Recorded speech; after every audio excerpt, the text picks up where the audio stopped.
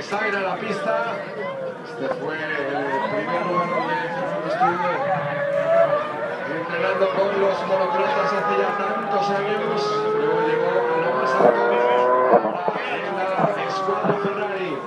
Una escuadra que no solamente son sus pilotos, también son el grupo de ingenieros, el grupo de diseñadores y también esos mecánicos que tienen que estar al 100% a lo largo de la temporada. Como bien apuntó Margery, hemos fallado en prácticamente nada, hemos elegido las estrategias correctas, hemos hecho perfectos los pit stop, porque todos de este equipo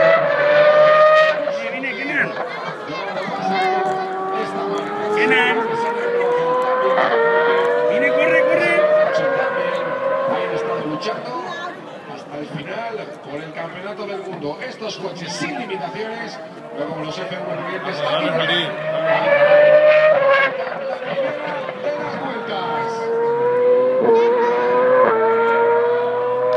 Atención al simulacro de salida.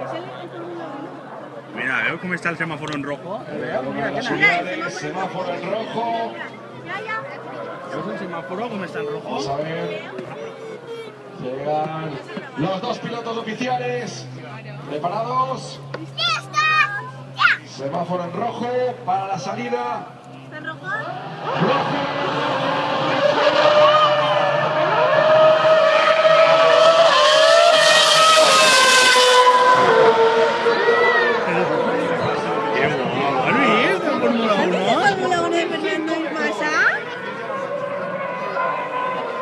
¿Qué pasó? Pues me imagino 24 y si no.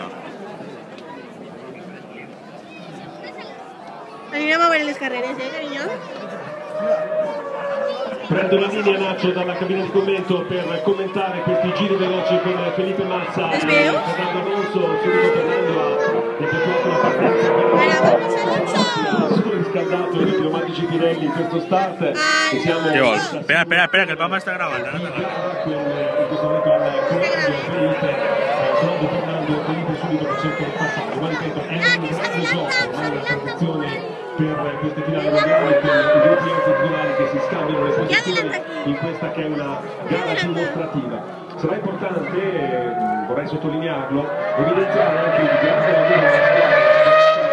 Abbiamo sottolineato il pilota e la punta di diamante, il pilota che guida la vettura, ma abbiamo anche la squadra che è dietro questa grande prestazione con il lavoro ai box, il lavoro di impostazione delle strategie.